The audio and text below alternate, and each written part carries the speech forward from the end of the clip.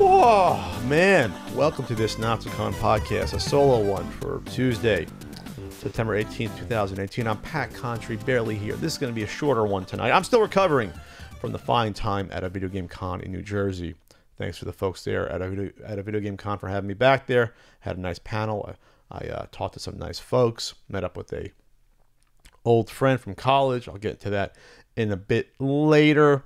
I have a couple of upcoming appearances. 2 more for the year that I know about, at least. I'll be at Retropalooza in beautiful Arlington, Texas, right outside of Dallas. I'll be there the 29th and 30th of September with folks like Norm the Gaming Historian, Gerard Khalil, the Completionist, his buddy Alex, and more, the Lovable Game Chasers. Andre Meadows, Black Nerd Comedy, he'll be there too. We'll be going to Cheddar's probably. Anyway, check out retropalooza.com for more information and tickets there. I'll also be returning to Portland Retro Gaming Expo. That is going to be October 20th and 21st, 19th to 21st. Go to retrogamingexpo.com for that. I also have pre-orders going on for my book, Ultimate Nintendo Guide to the Super NES Library, the SNES Library at ultimatesnes.com. You can pre-order it there and save a couple of bucks before the Kickstarter. So yeah, I was back in New Jersey, my home garden state, my people. I feel that kinship to at least the people in New Jersey. You know, you got the rough Italian edge. Hey, come on, what are you doing? You know, you got a little bit of that attitude. I mean, it's not Sopranos. It's not that over the top, but some people definitely lean towards that area. You know, the New York City, the Staten Island, the Brooklyn, Northern Jersey crowd. Come on, you know you like it. It's a certain type of person. It's an acquired taste, that culture. And I'm not going to say that me moving across the country was because I didn't like it, but sometimes it gets a little bit much. But I still love the people there. I love the attitudes. I love the paisan sort of mentality. You're one of us. And I especially love the pizza. And there is something to be said for that New York, New Jersey pizza tasting differently. And I think I figured it out. I definitely has to do with the type of tap water. And that's not a myth. There's pizzerias, people that open a pizzeria in California from New York, New Jersey area. Sometimes they actually get the water. They get the New Jersey water. It's California water. It's New Jersey water. They get the water flown in to help make the dough, so then the dough tastes more authentic to that region. But it was also something else when I had pizza a couple times there. I think the mozzarella cheese, or my grandfather would slap me if I said that. It's the mozzarella. It's a different tasting cheese. I want to say it's definitely, I think, a little bit on the looser side, a little stringier side from what I've seen. Definitely it tastes different. It tastes a little bit more, I want to say a little bit more tinge of a slight soury tinge. It's a very unique cheese taste for that mozzarella that you don't taste in pizza, I would argue, most parts of the U.S. And I think that's really what it is. Because when you come down to it, making a pizza is the same. You have a dough fucking ball, and you smooth it out, you toss it in the air, it becomes like a flat circle. Whatever the geometrical term is, I don't remember right now. I'm tired. I'm still jet lagged from 2 back-to-back weekend West to East Coast trips in a row. But you do that, and you spread your tomato sauce on there, you get the sauce on there, you add the spices, you got the mozzarella on there, and you put it in the oven for whatever, like 8 to 10 minutes, and it's done. And that's really it. That's a pizza. They make it the same. It's the same general process made everywhere, but it's the ingredients that really define the taste. And I think that's what it is. It's not just, it's the dough that's particular. It's a dough, but I think it's a different supplier for definitely the cheese. The tomato sauce, I'd have to do more research on. I wouldn't be shocked that the tomato sauce is a different supplier, but the mozzarella, I would undoubtedly, there has to be a different supplies. And New York, New Jersey is probably that more authentic taste that us East Coasters are used to. Man, I'm hungry. Man, God, intermittent diet. Anyway, I should cut in my sponsor right now, my meal sponsor. Maybe I'll do that. I'm proud to be working with Flex Pro Meals. Flex Pro Meals is a meal delivery company that sends healthy pre-made meals to your doorstep. Their goal isn't to give you a salad, but epic recipes and entrees you may have grown up on that they make healthier versions of. Today I had pulled pork barbecue meal. It was delicious with potatoes. Oh, great stuff.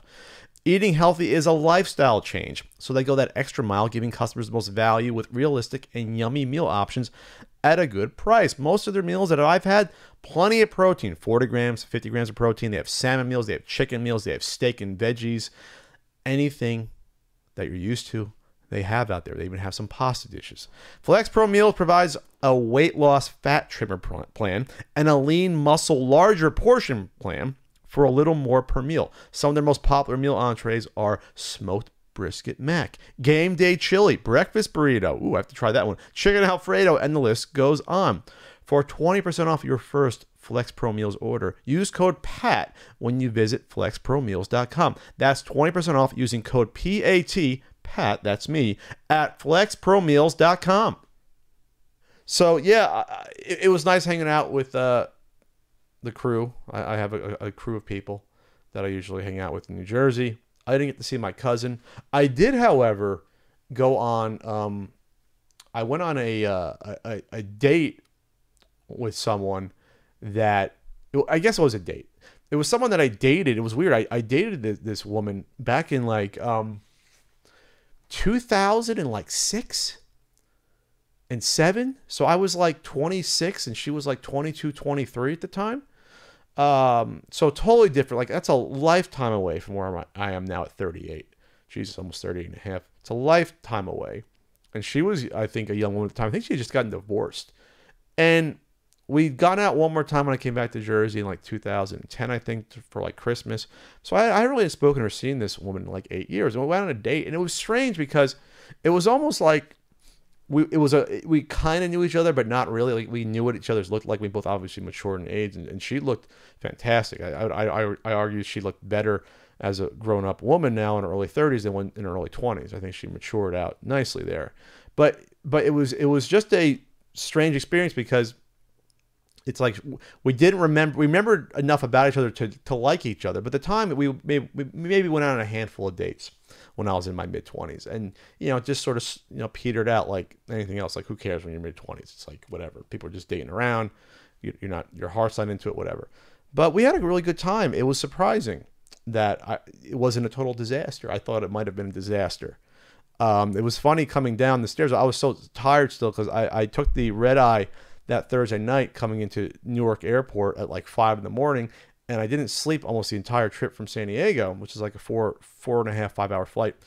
And I got like a 2-hour nap in, but I was still tired. But I stayed out late and I drank, a couple margaritas, and then when I walked downstairs, there was definitely people from the convention, including a guest or two, that saw me walk out with this woman. All I can think about was, it wasn't a hooker, guys. I did not pay for that date. It was someone I knew from way back, and it was an interesting date, and it probably won't go much further than one date, having some nice food and catching up, seeing how we're doing, having drinks. But it's interesting that dynamic was still there, just in a different form. 8 years later, and then 12 years from when I originally, dated her for whatever it was, 2 or 3 month period, whatever it was, back then.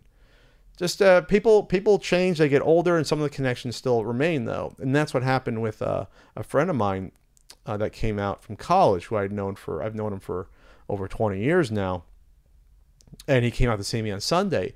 And while we're still friends, the dynamics of relationships can change, especially with friendships.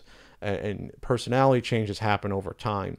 And when you meet someone, the circumstances for how you meet someone and become friends with them, in this case, he was actually a high school and childhood friends with my cousin. That's how we initially had met. And then we went to the same college together after that. So then we sort of connected that way. But the dynamics can change based upon where your personality is, where you are in your life. And of course, moving across the country doesn't help maintain some friendships. But it was good to see him. But it's interesting. You don't want to reflect on how things can never be the same again, but they can't be with certain friendships and people that and people drift apart, and that's not necessarily a bad thing. It just means that we are constantly evolving as people. We are not in the same position and place we were a year ago or 2 years ago, and that goes mentally, physically, spiritually. And friendship is really a mix of combination of those things. When you think about it, you connect with someone on a spiritual level, mental level, sometimes a physical level. Men and women, it could be playing sports together, not just, laying in a bed with someone. But the point is that people change, but you can't just totally slam the door entirely sometimes in those past relationships. It may not be healthy to do that. I've had people do that to me where they've said, well, I'm in a different place now. Like, why am I talking to you before? And I've known people that happened to, people that were like, no, well, I'm not that person anymore, bye. And I understand that sort of psychological mechanism where you'd want to not recognize who you were in the past based upon your relationship to someone you had at the time when you were a different person in your mind. But it's not probably the healthiest thing to totally slam your door on someone like that.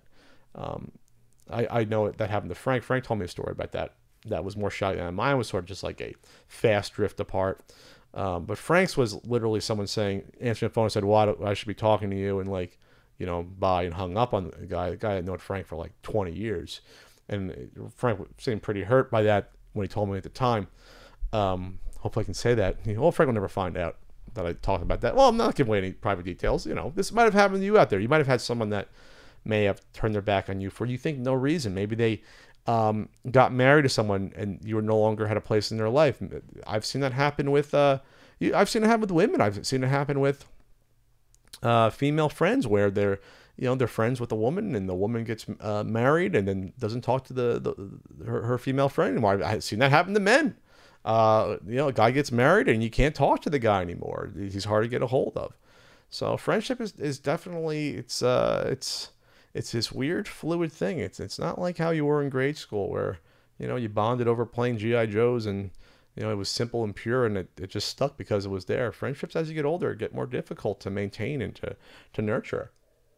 You got to try though, because that's who we are. We are only people because we are connected to other people. That's what helps define who we are, how we interact with each other. Right? Is that too nutty? What? Getting off on a weird philosophical track right now, and I'm like half asleep because I'm still coming down from that trip. Speaking of old friends, it's also hard. Just real quick, it's hard also to transition from a relationship to friendship. That's also can be tough because people's feelings get hurt as well. That didn't happen with my friend from college here, but someone else recently basically cut off being friends with me. And because I think I don't think they could want to be friends with me while they had strong feelings for me from a sort of, I guess, more romantic aspect. And that can be tough too.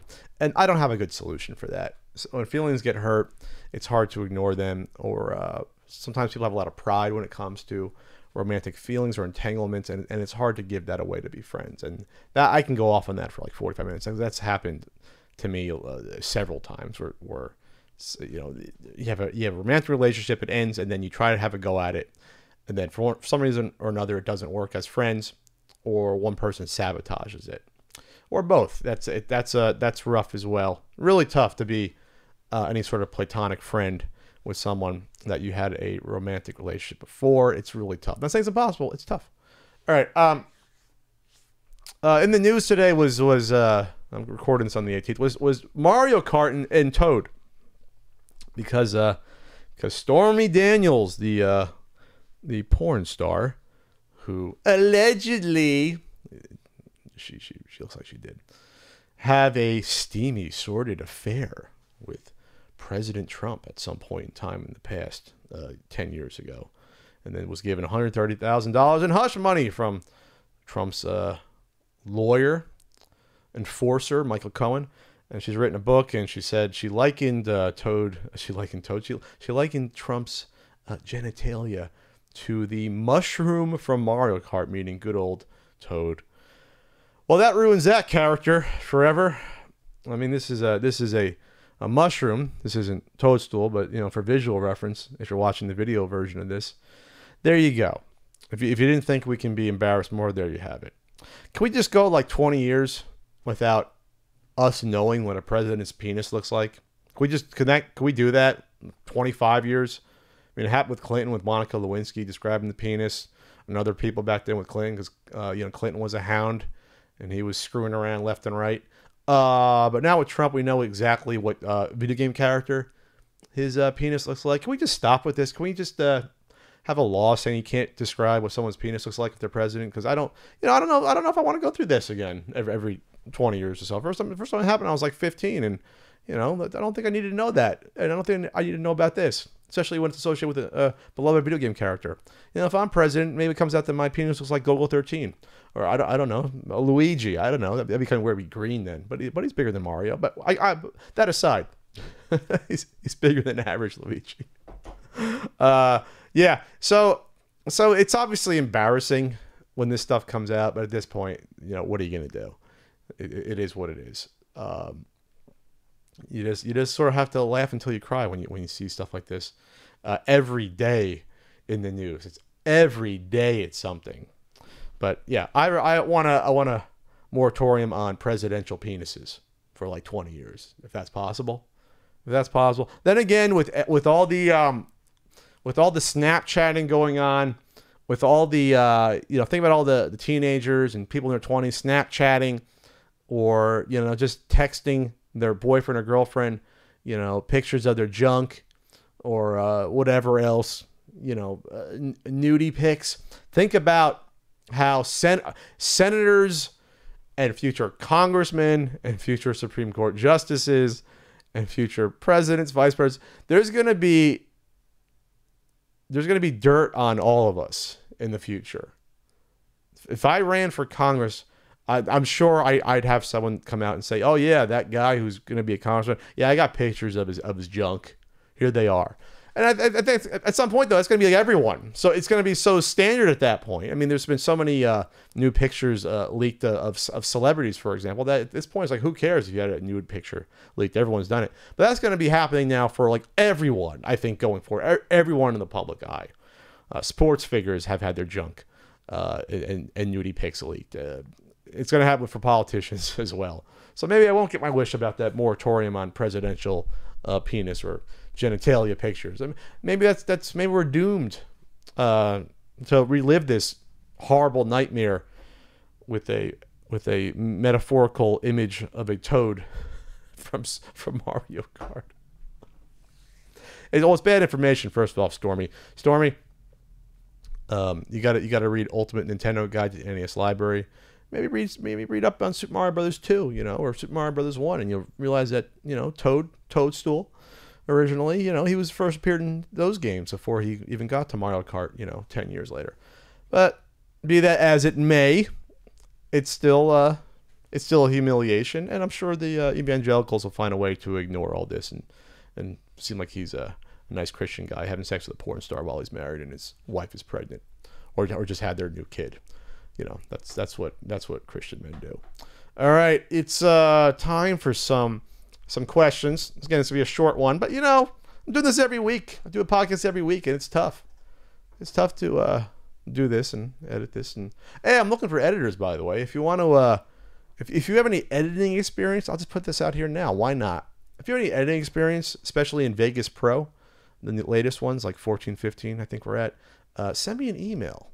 Send me an email at staff@thepunkeffect.com. Staff@thepunkeffect.com. I think that email is still working. I should probably check, Patrick, before I put this together.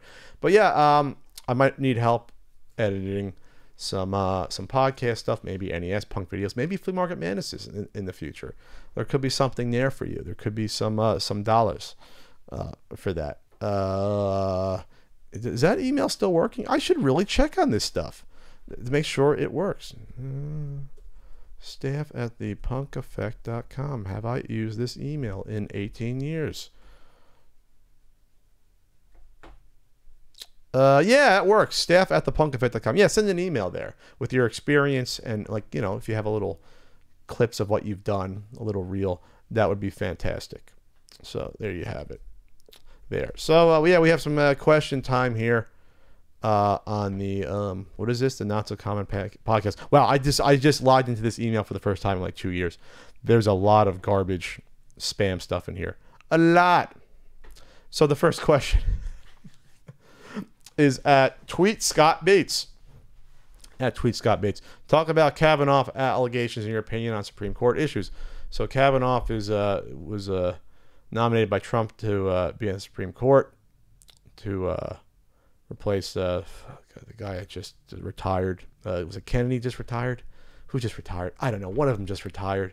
I'm tired. I can't look it up. Anyway, so Scalia died before, and then I got the replacement. Anyway, so talk about Kavanaugh allegations and your opinion on Supreme Court issues. All right. So Kavanaugh seems like a slimy dude from just what's been coming out. Look into it. He just seems slimy. I don't like what he stands for the most part. So the issue with the Supreme Court, though, is not the individuals. The issue with the Supreme Court is that it's lifetime. It's a lifetime position, which is nuts. When when literally 1/3 of our branches of government is 9 people. So 9 people is one branch of the government. And Congress, which is what, 538 representatives, 100 senators, that's a lot more people for another branch that makes the laws. And then the one that enforces the law, the one that interprets the law, the presidential branch that enforces. The one that interprets the law is 9 people. So each individual person of those 9 has a tremendous amount of power because they're deciding laws that might run for the next 100 years, 50 years. And sometimes they're wrong. Sometimes the Supreme Court decisions are totally wrong and they get reversed within a generation or two because it depends upon the opinions of 9 people. And what they say goes 5-4, and that's it. That's all you need. 5/4. There are decisions that go 9-0 sometimes. There are ones that go 7-2, 8-1, but most of them will be split. Like, you might get a 6-3 in there, or 5-4. That's the thing, though, is that they're lifetime. They should not be a lifetime appointment. The president's not a king, can't be there for life. Good thing good old Georgie boy said that. I don't want to be a king. I'll be the president. 2 terms is enough. I'll get the fuck out of here. And thankfully, the other presidents afterwards stuck with 2 terms until it was made an official amendment after FDR passed away, as he was around forever. There's no term limits for the Senate and for Congress, and I do think strongly, very strongly, that there should be term limits. There's no reason not to have term limits for politicians. It should not be. You should not be allowed to consolidate power over that stretch of time, and then absolute power corrupts. Power corrupts. Absolute power corrupts. Absolutely. That's the expression, and that's totally true. So I'm not sure why we don't have term limits to begin with, but at least for the president, it only has 2 terms, and you have to reelect the president every 4 years. Congress is every 2 years, Senate's every 6. Even though there's no term limits there, and there should be strongly, there's an election process for that. If you fuck up, if you do something heinous, you won't get reelected probably. Even though it's very hard for an incumbent to get knocked out of Congress. I think it's only like 10% of challengers to someone already in Congress gets that new position every 2 years. It's weird. Anyway, with gerrymandering and everything else, it sucks. Gerrymandering is ridiculous. But anyway, so why should a Supreme Court justice be nominated for life and get to be whole position there, even if their faculties are all gone, they turn 90 years old, they're frail, and then you have some that stay on just because they don't like the current president, don't want to be replaced by someone that has a different ideology than them on the court. That's not how this should operate. This should not be this constant struggle for domination and we don't want to vote for your guy because you're going to not be president anymore, so we're gonna stonewall you. This should just be something that's done so regularly that we don't have to hear about it constantly. This should be something that's a rotation of a few people every 5 or 6 years, so that if it's a good law and gets re-challenged, it should, in theory, then, if it came back to the courts, be reaffirmed the same decision. That's how you'll know it's a good law, by different people. And that would force then, with a more constant rotation, you would think then that would force both sides to play ball more, and then have more moderates and centrists get up on the court. It would sort of be like an unwritten rule, or like a handshake. Like, okay, well, you're not going to put on some crazy, conservative. We won't put on some crazy ultra liberal. Let's work with each other here. Let's make this clean and easy, because we're going to be doing this every couple of years, having someone out. Say you have 9 Supreme Court justices. I don't know. Maybe you start a rotation now where it's you have one knocked out every, 5 years, but that 5 years, or it has to be an even number. Every 6 years, you get knocked out, or every 12 years, but then it's like a 2-year swing after that. So just say we start now. We'll say 12 years from now, in 2030, you have one in there. Then 2032, the next one gets rotated out. 2034. So you're constantly rotating one out. You're rotating one out every 2 years. So while you, for a chunk of time, you will have a majority consistent court of the same people, you will not have the same court for more than 2 years at a time. It'll be like this constant sort of, one guy gets rotated out, another one comes in. Next man or woman gets rotated out, another one comes in. So you have a more of a living, breathing court, not this statue that exists. Sometimes the same court can be around for 20 fucking years of the same people, the same 9 people. I don't think that's healthy for anyone. I just don't. I don't care what the makeup is. I don't care if it's 7 conservatives and 2 liberals, 9 liberals. It's just not good to have what's so important to our democracy be controlled by 9 individuals over a generation potentially. It's just not, because if you get a bunch of people in their 50s in there at the same time, or 40s at the same court for 40 years potentially. These guys and gals usually don't say, oh, after 10 years I'm done. No, they stick around for 20, 25 years until sometimes they're dead, like Justice Scalia. Or Ginsburg is, well, how old's Ginsburg again? Ginsburg's old. Ginsburg's 85. Not saying your faculty is gone, but who knows? She can go at any time. And then if that happens, we have this whole chaotic process happen again. Let's live with this, huh? How about 12 years for a Supreme Court justice? Is that good enough? 12 years, double the Senate? I'll say 12 years. I'll put that out there. 12 years. You did a good job. All right, we rotate one out. The next one comes in. So it's a running 12-year rotation starting at one person. So if you just came in, congratulations. You have 12 years. Or you have more than you have 12 times 9. You have like 20 years. Pat me. You have 20 years in, but then at that point you're done currently, and then it comes 12 years. See what I'm saying? That's how I think the Supreme Court should go. Is that crazy? Why should we have lifetime appointments to any government position? What is this? This isn't a monarchy. What the hell? 12 years and get out. Go on the speaking tour. Go teach law somewhere at Harvard. Get out. 12 years. That's all you get. Senate, maybe 18 years, but whatever. Then get out. No more of these senators around for 90 years. Forget it. That'd be like a 10-year-old senator. That'd be a movie. All right. What's the next question here? This is from your boy, Matt Dixon. What's your thoughts on the Mets now and in the near future? They're going to suck. The Mets are going to suck because the Wilpons won't spend money because they got burned by Bernie Madoff way back in the day in that pyramid scheme.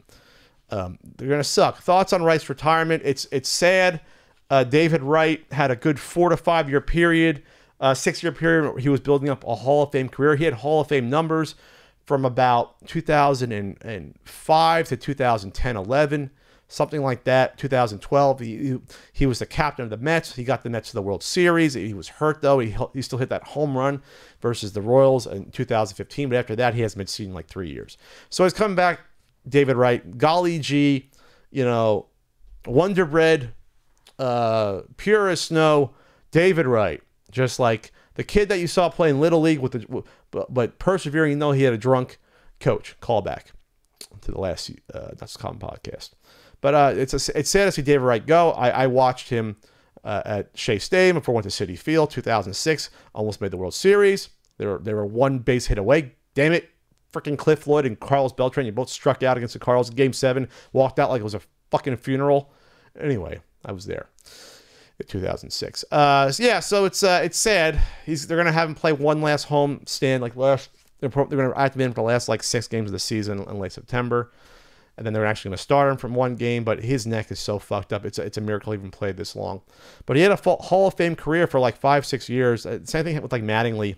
Mattingly was a better hitter overall, but they're both good fielders, right? Got a couple of Gold Gloves. He got the Silver Slugger a couple times, like a 5-time All-Star. Like I said, he needed 4 more good seasons. If he didn't get injured, and after 2012 he wasn't the same again, that's when the spinal stenosis started to get worse. If David Wright didn't have that spinal stenosis, he's only 35 years old.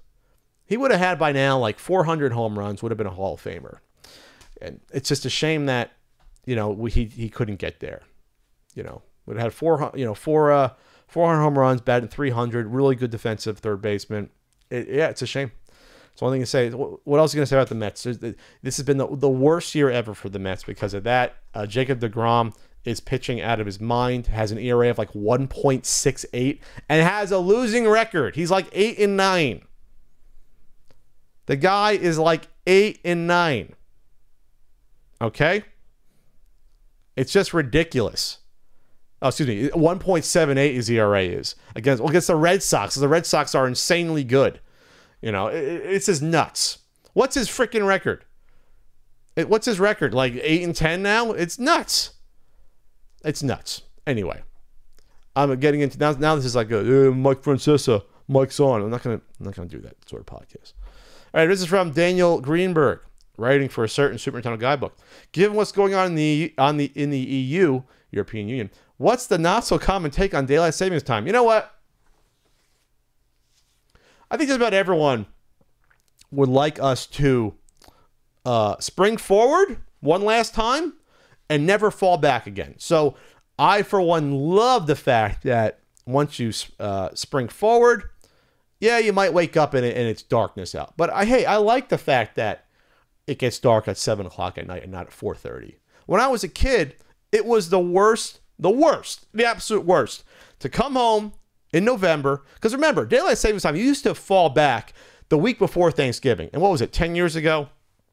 They shortened the daylight savings time when you fall back in the fall. They then made it happen sooner. So now it happens before Halloween. It used to happen the week before Halloween, like that Sunday before, which made it worse for trick-or-treating, by the way, because then you get home at 4:50, it would be dark out, like pitch dark. And then now it used to be like you had to wait till April, but now it's like late March. So it's like, I think it's like 2 weeks shorter now, I think, on both ends. So that's better to start. Just get rid of it, though. I don't care if, kids got people concerned about like kids walking the bus stop when it's dark. I never got killed. I never got killed. I didn't have an iPhone with a flashlight on it. I didn't have that, and I was fine. So what if a couple kids get killed? No one gets hurt. I'm kidding. That'd be awful. But that's really the arguments for like farmers and the cows and the worker schedules on the farm with the lights being weird. Work it out, farmers. You can figure this fucker out. People can come into work a little bit earlier for 6 months out of the year or when it's too dark out. Whatever. You can figure that out. I like the fact that there's more light to go around at night. I like that. You save on electricity. I think they've done studies where there is a huge savings when it comes to electricity. There might be losses elsewhere, but I'm just thinking about people using lights and things of that nature. And it's just depressing. It used to be so depressing when I worked my awful day job, my soul-crushing job, where I get out of work at like 5 o'clock, and if I thought it was 9 o'clock at night, like in November. It was terrible, or December. It was terrible. So depressing. Sunshine is good. You get the vitamin D into our skin. Vitamin D. There's so many good health benefits of vitamin D. You should definitely take some vitamin D. They're finding more and more good things about vitamin D, that it's so good for your general well-being. That's why when you go and have a tan, you feel so good. That's vitamin D being built up in your body. Take some vitamin D supplements. It's fat soluble too, so you don't just piss it away into the toilet. It stays with you. How did I go to vitamin D from that? But yeah, we don't need this daylight savings anymore. How about you don't fall back in a month and a half? Don't fall back anymore. Just we're good. We're good with that spring forward. We're good with it. It's fine. It's already dark out now when I'm recording this. Finally, from Captain Picard and Maker. Since you're from Jersey, hey Paisan, what did you think about Jersey Shore and how it portrayed Jersey, specifically Italian Americans? I know I would have been downright embarrassed to be from the same place as them. Well, here's the thing about that fucking trash in Jersey Shore. They weren't from New Jersey. They're mostly from Staten Island. So that is a whole subculture as well. Yes, it bleeds into New Jersey, but a lot of it's Staten Island.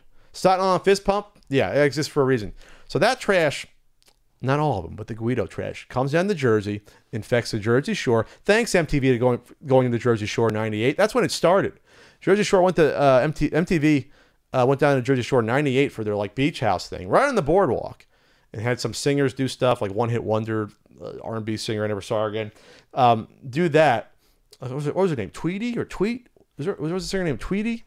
Tweety singer. Anyway, then they came back like a few years later. After that, it was a destination for trash. Not just teenagers and pre-tweens, but trash. I swear to God, there was a singer named Tweet. Yeah, Tweet. She's 47 now. Holy shit. Charlene Keys, better known as Tweet. Yeah, I saw Tweet live, lip syncing at the Jersey Shore Beach House. I was like 18. Holy shit! I can't believe I remember that. Tweet. Her name was Tweet. I think she's done now. Yeah, she's done. But anyway, so it's embarrassing. It is embarrassing because when I first moved here to San Diego in 2009, that show was very popular, and I can't believe they brought it back. By the way, I'm glad they all look like they're 80 years old now from too much sun and melanoma. Anyway, and not half, some of them aren't even from Jersey. Snooki's not Italian from what I know too.